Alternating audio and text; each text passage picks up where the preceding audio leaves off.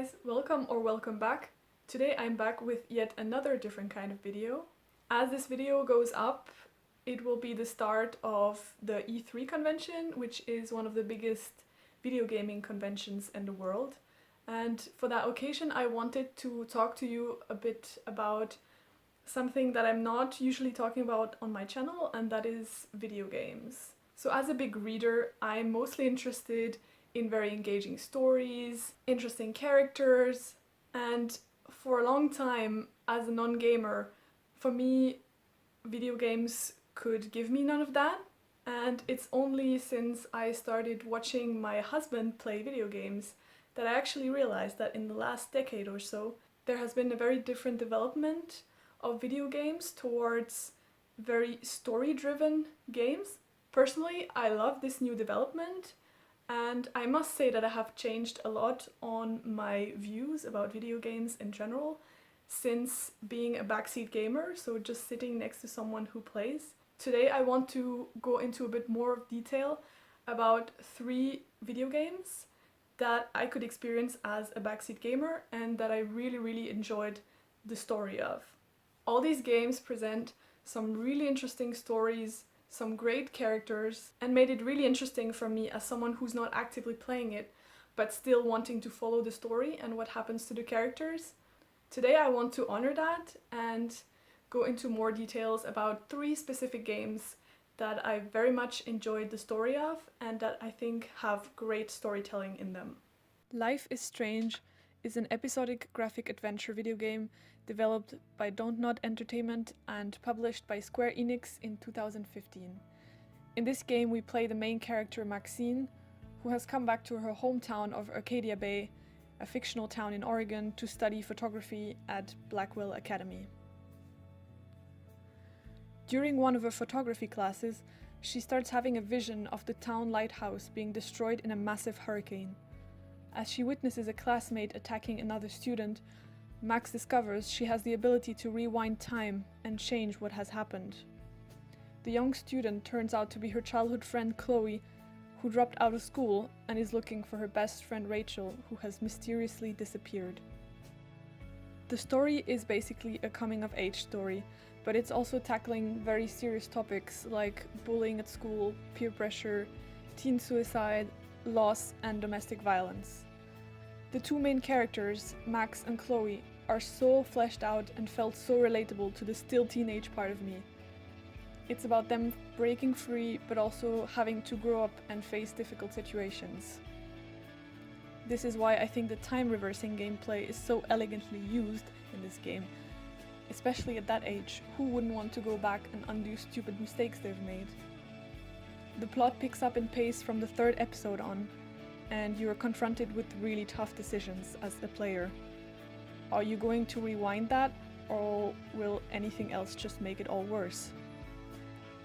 The music and game design are gorgeous and really highlight the autumnal and nostalgic feel of the game. The story is moving, anxiety and compassion-inducing, and so well written. I recommend checking out this game to anyone who likes coming-of-age stories, magical realism, and young adult fiction tackling difficult topics. Detroit: Become Human is an adventure game developed by Quantic and published by Sony Interactive Entertainment in 2018. The plot of this game circles around 3 androids, Connor, Kara, and Marcus, who are all playable and who may or may not survive the story depending on how you play the game and the decisions you make. They are interlinking stories playing in a future version of the city Detroit, in a world where anthropomorphic androids are widely widespread and are used by their owners to do domestic tasks, raise children, work in construction, or even be a sexual partner. Kara is a domestic android and is molested continuously by her owner, an alcoholic single father with an unhealthy relationship to his young daughter. Marcus is a caregiver to an old man who used to be a famous artist, and both form such a bond that Marcus ends up leading a revolution fighting for android rights. Connor is a really interesting character. He's a police investigator android tasked with hunting down androids that have deviated from their programmed behaviors. He, and therefore the player, have to decide if they will stay true to their programming or side with the android rights movement. I am fascinated with so many questions this game raises masterfully. What is it that makes us human? Is it the ability to love, to build friendships, to be empathetic? If the advancement of technology would make anthropomorphic androids possible, how would I feel about them? Would I reject and avoid them? Would I fear them? Could they overcome us? These questions are not new in the science fiction genre, but they are brought to life in a very heartfelt and human way in this game. I was rooting for Kara, Marcus and Connor so much. I wanted to help them, save them from harm or bad decisions, which you are actually doing as a gamer, choosing dialogue and action options. The character design and world building are so detailed, and the motion capturing technology is bringing lifelikeness to a whole new level. I love everything Quantic Dream has done so far, and Detroit Become Human did not disappoint. I still think about Kara, Marcus and Connor, and still will in the times to come. I recommend this game if you like science fiction or thrillers. Red Dead Redemption 2 is a Western action-adventure game developed and published by Rockstar Games and released in 2018. This game starts in 1899 in the fictionalized version of the Western United States, and the story is centered around Arthur Morgan, a member of an outlaw gang, dealing with the decline of the Wild West while attempting to survive against government forces, rival gangs, and other enemies.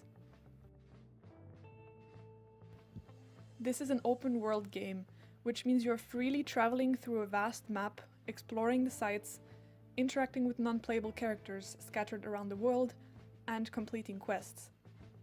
These side quests always felt quite boring to me in other games of the open world genre, at least to watch them as a backseat gamer. But in this game, they are amazing.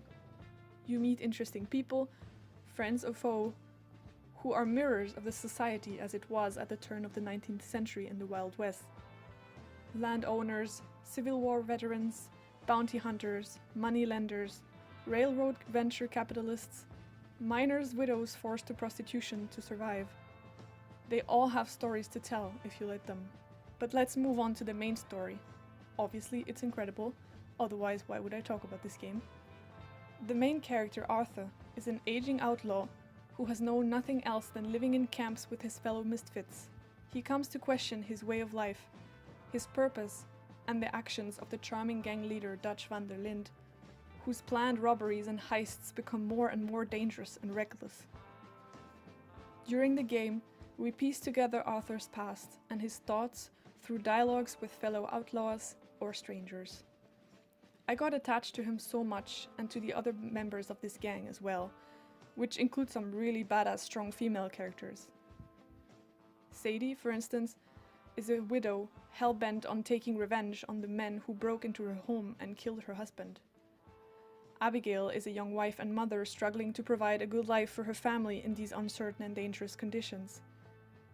There's some great person of color representation and very delicate but truthful handling of the horrible treatment of Native Americans in the West. As the story goes on, the gang is forced to move from town to town, stealing enough but not too much to draw attention on themselves, while they have the Pinkertons on their heels.